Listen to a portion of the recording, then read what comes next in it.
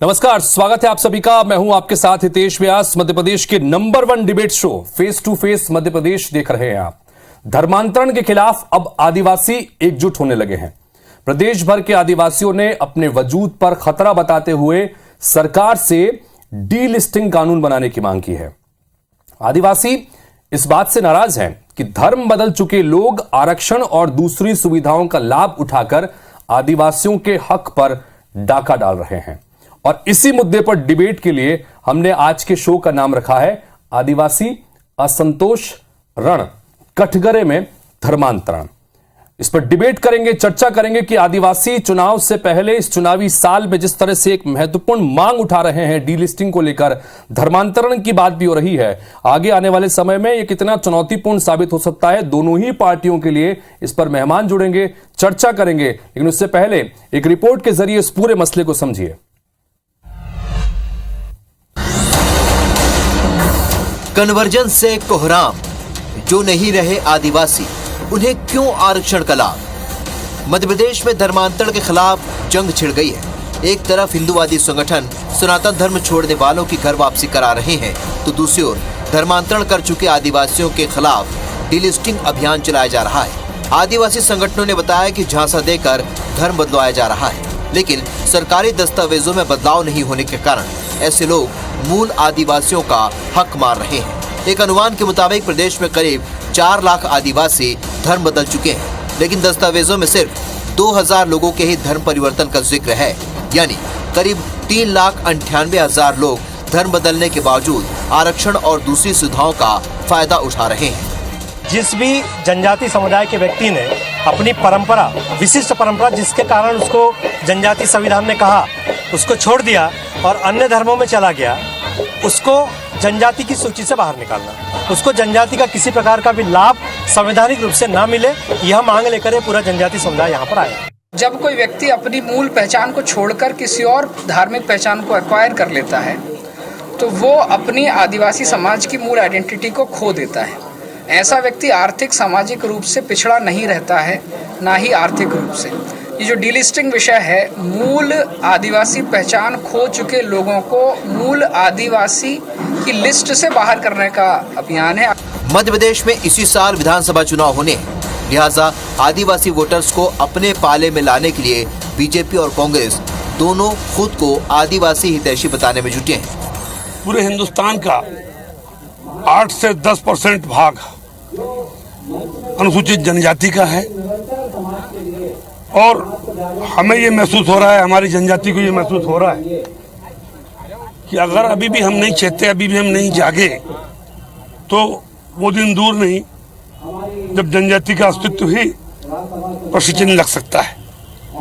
लोग अपने स्वार्थों के खातिर हमारे भोले वाले जनजाति आदिवासी बंधुओं को बरगला के, लालच दे करके न केवल धर्म, संस्कृति और समाज से अलग कर रहे हैं, बल्कि हमारी सभ्यता और संस्कृति पर प्रहार कर रहे हैं। देखिए, भारतीय जनता पार्टी के शासनकाल में बड़े पैमाने पर आदिवासियों का धर्म परिवर्तित हो रहा है। इसका कारण ये है कि भारतीय जनता पार्टी के नेता अनुसूचित जनजाति के लोगों के साथ अन्याय करते हैं, अत्याचार करते हैं और SC/ST एक्ट को इन्होंने इतना कमज़ोर कर दिया है कि उनको अपना धर्म तक परिवर्तित करना पड़ रहा है। ऐसे कई मामले प्रदेश में सामने आए हैं। तो आदिवासी विरोधी शिवराज सरकार, जिन्होंने आदिवासी दिवस की छुट्टी भी कैंसिल कर दी, उनके अधिकार का पैसा भी काट दिया और उनके लिए जो कांग्रेस की बनाई योजना थी उसको भी कैंसिल कर दिया, तो आज आदिवासी होने का लाभ उन्हें नहीं मिल रहा है, इसलिए तो वो दूसरे धर्म में जा रहे हैं। ये विरोध है शिवराज सरकार के प्रति, मोदी सरकार के प्रति। इस विरोध की जिम्मेदार शिवराज सरकार। मध्य प्रदेश में सत्ता की चाबी आदिवासी वोट बैंक से ही मिलती है। 2018 के चुनाव में इसी वोट बैंक के करवट लेने से सत्ता बदल गई थी। अब सवाल यह है कि आदिवासी फिर से नाराज हैं, तो गाज किस पर गिरेगी। सुधीर दंडोतिया, IBC 24 भोपाल। तो ये तय सी बात है कि आदिवासी किसी भी राज्य में प्रमुख वोट बैंक होते हैं और कुल मिलाकर सत्ता की चाबी कहीं ना कहीं इसी वर्ग के पास है। और ऐसा वर्ग अगर नाराज हो जाए तो यह किसी के लिए भी मुसीबत का सबब बन सकता है। अब सीधे तौर पर जिस तरह की परिस्थितियां बन रही हैं कि खुद आदिवासी वर्ग डीलिस्टिंग की मांग कर रहा है, इसको पार्टियां किस तरह से लेती हैं और इसी समाज के जो प्रतिनिधि हैं वो इस पूरे मसले को क्या अपनी राय रखते हैं, इस पर बातचीत करने के लिए हमारे साथ में 3 खास मेहमान जुड़ रहे हैं। हमारे साथ में भारतीय जनता पार्टी की प्रवक्ता नेहा बग्गा जी जुड़ रही हैं। साथ ही हमारे साथ में कांग्रेस पार्टी के नेता अजय शाह मकड़ाई जी हैं और साथ ही डॉक्टर श्याम सिंह कुमरे जी हमारे साथ में हैं, जो कि रिटायर्ड IAS अधिकारी हैं और विचारक हैं, जनजातीय सुरक्षा मंच से जुड़े हुए हैं। आप तीनों का बहुत बहुत स्वागत है। और जैसे कि हमारे इस कार्यक्रम की रवायत है कि शुरुआत में हम इस चर्चा को आगे बढ़ाएं, डिबेट की तरफ आगे बढ़ें, उससे पहले एक ओपनिंग कमेंट के साथ हम इस चर्चा की शुरुआत करते हैं।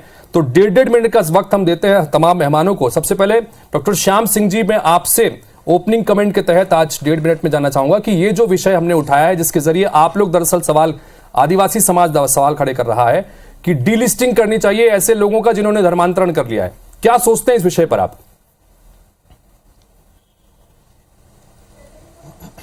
देखिए, डीलिस्टिंग के पहले हमें यह समझना चाहिए कि जनजाति को किन आधारों पे जनजाति घोषित किया गया और उनको सुविधाएं दी जा रही हैं।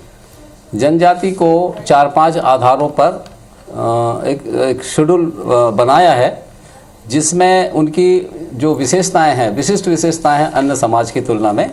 इस कारण से उनको जनजाति की श्रेणी में रखा गया और इसी वजह से वो सुविधाएं मिली हुई है। जैसे उनकी भौगोलिक दूरी, विशिष्ट संस्कृति, बोली, भाषा, परंपरा, रूढ़िगत न्याय व्यवस्था होती है उनकी, सामाजिक आर्थिक पिछड़ापन और संकोची स्वभाव। ये विशेषताएं तब रहती हैं जब वो जनजाति रहते हैं। जनजाति प्रकृति पूजक होते हैं और जल, जंगल, ज़मीन से जुड़े हैं और उनके प्रति उनकी आस्था होती है। जब वो उनका धर्मांतरण यदि हो जाता है तो फिर ये जो आस्थाएं होती हैं वो धर्मांतरित व्यक्तियों के अंदर नहीं रहती है, तो वैसे भी वो जनजाति की जो विशिष्टताएं रहती हैं वो समाप्त हो जाती हैं। तो ये सुविधाएं उनको फिर नहीं मिलनी चाहिए। ये प्रश्न हमारा जो समाज है उठा रहा है और ये जो प्रश्न है आज का नहीं है। यदि 66-67 में हम जाते हैं तो वहाँ पे कार्तिक उरांव साहब थे, उन्होंने लगभग 250 सांसदों के हस्ताक्षर से तत्कालीन प्रधानमंत्री जी को ज्ञापन दिया था और फिर ज्वाइंट पार्लियामेंट्री कमेटी गठित हुई थी और ज्वाइंट पार्लियामेंट्री कमेटी ने भी ये अनुशंसा की है कि इनकी मांग जायज है। 1.5 मिनट का ओपनिंग कमेंट जो है डॉक्टर श्याम सिंह जी का आपने सुना, वो सीधे सीधे कह रहे हैं कि कई सारे नियम बने हुए हैं, उन नियमों के आधार पर दरअसल इसके फायदे मिलते हैं और ऐसे में अगर कोई धर्मांतरण कर रहा है और दूसरे धर्म को अपना रहा है तो ऐसे में उनको सुविधाएं नहीं दी जानी चाहिए। बहरहाल, और इस पर अब ओपनिंग कमेंट के लिए मैं अजय शाह मकड़ाई जी आपसे जानना चाहूंगा कि कांग्रेस पार्टी इस पूरे मसले को लेकर क्या राय रखती है, आदिवासियों के इस पूरे संदर्भ में जो ये मांग निकल के सामने आ रही है, जिसको लेकर आज हम सवाल भी यहां पर खड़े कर रहे हैं। जी सबसे बड़ी बात तो यह है कि आदिवासियों को जो आरक्षण दिया गया है वो धार्मिक आधार पर नहीं है।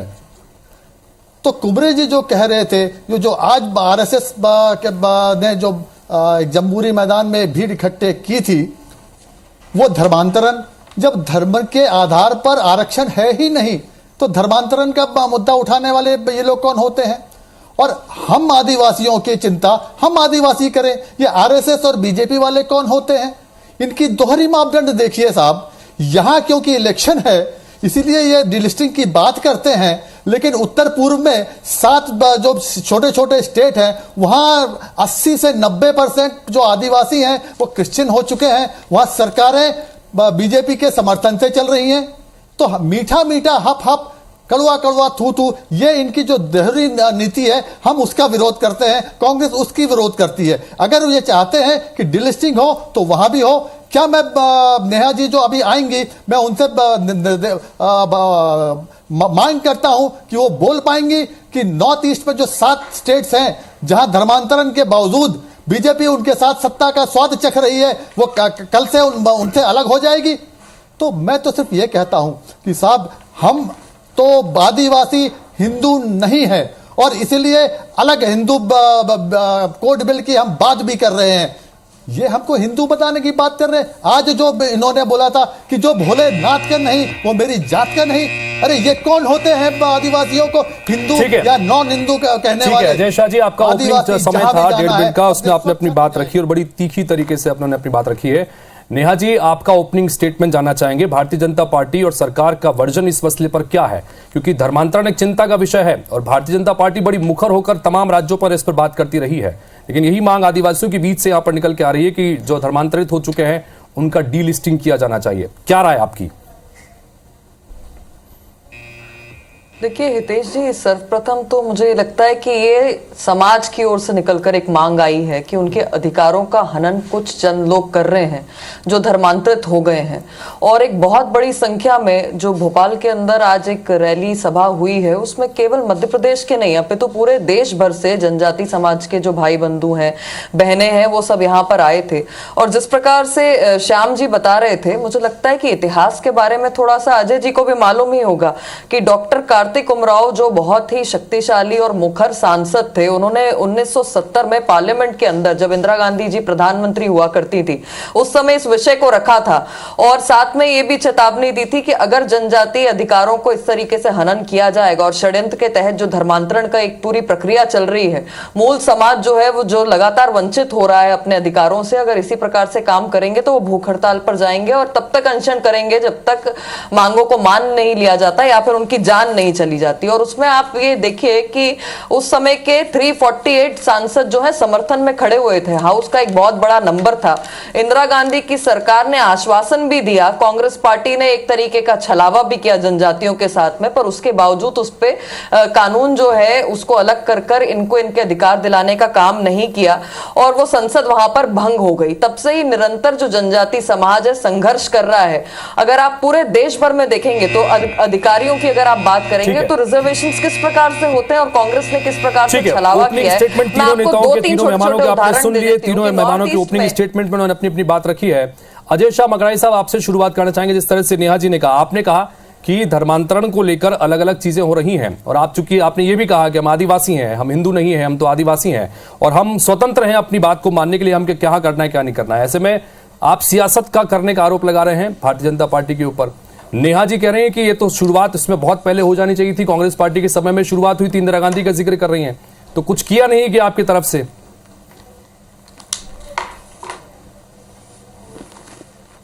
सब देखिए ऐसा है, ये आज 18 साल से तो मध्य प्रदेश में बीजेपी की सरकार है, यहां धर्मांतरण रोकने का कानून है, सख्त कानून है।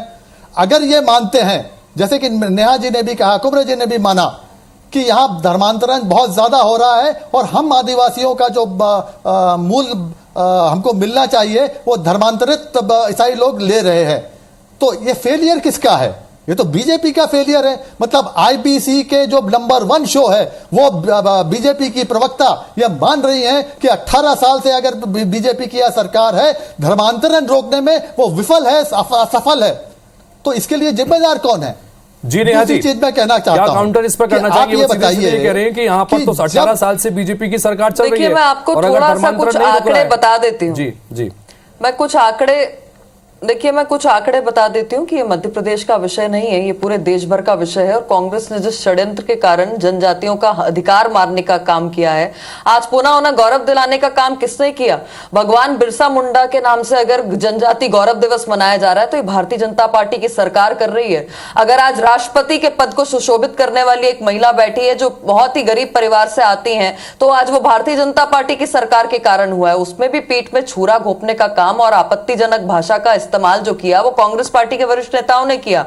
और जिस तरीके से आज विश्व का, अगर आप देश का सबसे बड़ा वर्ल्ड क्लास स्टेशन देखेंगे तो गौंड रानी कमलापति के नाम से किसी ने स्थापित किया, तो भारतीय जनता पार्टी की सरकार ने किया है। पर जिन लोगों ने बीमारी के नाम पर पैसे का प्रलोभन देकर या लोभ और डर के कारण जो धर्मांतरण किया है, उस पर तो आप ये देखिए हितेश जी की खुद हाईकोर्ट का, मद्रास हाईकोर्ट ने इस प्रकार के मामलों में टिप्पणियां की हैं। और एसटी को लेकर नहीं, पर अगर आप एससी को लेकर देखेंगे और धर्मांतरण को लेकर देखेंगे तो उस पर साफ साफ कोर्ट ने ये निर्देश दिए हैं कि जिनने अपना धर्मांतरण कर लिया है वो पुराने अपने अधिकारों को नहीं मांग सकते, क्योंकि उससे ये होगा कि एक तो आपने धर्मांतरण कर लिया और दूसरी ओर आप अधिकारों पे जो है कब्जा बनाकर रखना चाहते हैं। अजय जी कुछ आप कहना चाहते हैं, अपनी बात रखिएगा, फिर मुझे जाना है डॉक्टर श्याम जी के पास। विशेष अधिकार है वो राज्यपाल और राष्ट्रपति जी का है, इस पे भारतीय जनता पार्टी जरूर विचार करेगी और विशेषज्ञों से चर्चा करेगी। कि देखिए आज 22 साल टोटल मिला के 22 साल एनडीए और बीजेपी की सरकार थी, तब इनको धर्मांतरण की याद नहीं आई। फिर दूसरी बात है, अगर संविधान संशोधन कर सकते थे, आज 9 साल से मोदी जी डबल इंजन की सरकार चल रहे हैं, अगर ये इतने ही बीजेपी वाले आदिवासियों के हितैषी होते तो संविधान संशोधन क्यों नहीं कर सकते? जब इनको लैटरल एंट्री करनी थी तो संविधान संशोधन इनको तुरंत कर लेते हैं, लेकिन जब आदिवासियों को लाभ देना होता है तो ये पब्लिक में उकसाते हैं, भड़काते हैं। ठीक है, दोहरी नीति नहीं चलेगी। अगर बीजेपी और नेहा जी चाहती हैं डॉक्टर श्याम सिंह जी, आपने दोनों ही पार्टी के नेताओं को प्रवक्ताओं को सुना। डॉक्टर श्याम सिंह जी, आप जिस मसले को अभी उठा रहे हैं, आपने एक बड़ी महत्वपूर्ण मांग की है कि जो धर्मांतरित हो चुके हैं या धर्मांतरण के जरिए दूसरे धर्मों को अपना चुके हैं, कम से कम उन्हें आदिवासियों के जो हक मिल रहे हैं, जो अधिकार मिल रहे हैं, वो नहीं मिलने चाहिए। आप दोनों ही पार्टियों की सियासी स्थितियों को देख रहे हैं, कर रहे हैं, इसके संदर्भ में आप अपने आप को कहां पाते हैं पूरे समाज को? मुझे ऐसा लगता है कि धर्मांतरण और डीलिस्टिंग को एक साथ कर दिया है, इसलिए थोड़ी सी समझने में समस्या आ रही है जी। धर्मांतरण के लिए कानून है और उस पे किसी को कोई आपत्ति नहीं है, कानून है और कानून के अनुसार यदि धर्मांतरण होता है तो उस पे किसी को कोई आपत्ति नहीं है। यहाँ केवल मांग ये है कि जो जनजाति के लोग हैं, जिन विशेषताओं के कारण वो जनजाति उनको संविधान ने उसकी कैटेगरी में रखा है, वो यदि वो उनकी जो विशिष्टता ही समाप्त हो जाती है धर्मांतरण के कारण या अन्य किसी कारण से, तो वो सुविधाएं नहीं मिलनी चाहिए। ये दूसरी चीज़ है, सुविधाएं मिलने और वो आदिवासी की विशिष्टता की बात है जी। यदि वो जनजाति नहीं रह जाता है तो फिर उसको सुविधाएं क्यों मिलनी चाहिए? इसको सुप्रीम कोर्ट ने भी माना है, चाहे मेघालय का केस हो चाहे केरल का केस हो। नेहा जी, इसके संदर्भ में मध्य प्रदेश में क्या कुछ जो बात ये कर रहे हैं, अलग अलग है, धर्मांतरण अलग, इस पर क्या स्टैंड है पार्टी का? देखिए, मैं कुमरे जी की बात को थोड़ा सा और आगे बढ़ा देती हूँ। और डीलिस्टिंग का अर्थ जो है, डी तो आप सब जानते हैं कि डिलीट को लेकर है, और जो लिस्ट में नाम जुड़े हुए हैं, जो विशेष अधिकार किसी समाज को मिला हुआ था, और खासतौर पर जब हम इन आदिवासी समाज की बात कर रहे हैं, जो प्रकृति की पूजा करते हैं, उस हिसाब से उनके जीवन का अनुसरण होता है। अगर वाकई में उनका धर्मांतरण हो गया है, या धर्मांतरण भी छोड़ दीजिए, वो कहीं और जाके कन्वर्ट हो चुके हैं, तो वो अपनी पूजा पद्धति जो है उसको बिल्कुल उस हिसाब से एंजॉय कर सकते हैं अपने राइट्स को। पर जो मूल आदिवासी है, उनके अधिकारों का जो हनन हो रहा है, उसको समाप्त किया जाना चाहिए। और निश्चित तौर पर मुझे लगता है कि भारतीय जनता पार्टी की प्रदेश की सरकार, हालांकि ये स्टेट के निर्णय लेने का इशू नहीं है, पर भारतीय जनता पार्टी की सरकार जो विशेष तरीके से ये जो आग्रह किया गया है, उसको हम केंद्र तक पहुंचाएंगे, विशेषज्ञों से इसके बारे में चर्चा होगी। और हितेश जी, बहुत महत्वपूर्ण है कि आईएएस हो, आईपीएस हो, जो कुल मिला के रिजर्वेशंस रहते हैं, अगर आप उसमें जो मूल व्यक्ति है, जो एसटी का व्यक्ति है, वो उसका लाभ नहीं उठा पाता, अन्य लोग जो धर्मांतरित हो चुके हैं वो उसका लाभ लेते हैं, तो ये समाज के एक तरीके से मुझे लगता है कि मांग जो है वो बहुत जेन्युइन है, उसे स्वीकार भी किया जाना चाहिए। थोड़ी समय की कमी है। अजय जी कुछ कहना चाह रहे हैं? बहुत संक्षेप में अपनी बात रखिएगा, मुझे फाइनल कमेंट लेना है। अजय जी, बहुत संक्षेप में रखिएगा। नहीं, मैं तो यही बोल रहा हूं ना साहब, ये आज का नारा क्या था? जो भोलेनाथ का नहीं वो मेरी जात का नहीं। अगर भोलेनाथ के आप कन्वर्ट कर रहे हैं तो वो कन्वर्शन नहीं हुआ क्या? हाँ। मैं नेहा जी से पूछना चाहता हूं। ठीक है, हम प्रकृति पूजक हैं, और प्रकृति पूजक को किसी भी मूर्ति पूजक के तरफ आप धकेलेंगे, या वो क्रिश्चियनिटी हो या हिंदुइज्म हो, तो वो हमारे मूल धर्म पे आप आक्षेप लगा रहे हैं, आप कटाक्ष कर रहे हैं, और इसके लिए हम बर्दाश्त नहीं करेंगे। डॉक्टर श्याम जी, प्रकृति पूजक रहना चाहते हैं और धार्मिक आधार पर हमें आरक्षण नहीं है। संक्षेप में नेहा जी, संक्षेप में रखिएगा, समय मेरा खत्म हो चुका है। देखिए, मैंने तो अजय जी को भी मैंने मूर्ति पूजन करते हुए देखा, और तस्वीरें मेरे पास उपलब्ध हैं। तो जिस तरीके की भ्रामक बातें कांग्रेस के नेता कर रहे हैं, आप इनके षड्यंत्र को आप समझिए, किस तरीके से इन्होंने मूल समाज की प्रकृति को तोड़ने का काम किया है। इसीलिए आज इन्हें भोलेनाथ के नारे पर आपत्ति हो रही है, और यही इनका षड्यंत्र था। जो अंग्रेज आए थे, उनकी गुलामी करते करते कांग्रेस पार्टी ने ध्रुवीकरण का काम किया है। अजय जी की मेरे पास ऐसे आपको दसियों तस्वीरें हैं, जो मैं आपको मोबाइल में दिखा दूंगी, जिसमें वो भगवान की पूजा अर्चना कर रहे हैं, और तस्वीरों में भी कर रहे हैं, और मूर्ति की भी कर रहे हैं। Ajay Shah ji, final comment, 20 second के भीतर फाइनल गांधी नेहरू परिवार को सिर्फ शोभा दे सकती है। किस तरह से देख रही है? 20 सेकंड की फाइनल कमेंट कीजिएगा अपना। मैं तो बीजेपी वालों को चैलेंज कर देता हूं कि आज वो 7 स्टेट में जो धर्मांतरित ईसाइयों के साथ सत्ता का भोग कर रहे हैं, तुरंत उससे बाहर आए, वरना यह मान लिया जाएगा कि इनकी नीति जो थी दोहरी नीति है। वहां यहाँ भी doctor Shyam Singh ji, final comment आपका 20 सेकंड के भीतर अपनी बात रखिएगा। क्या उम्मीद कर रहे हैं 2023 के चुनावों के संदर्भ में और अपनी इस महत्वपूर्ण मांग के संदर्भ में?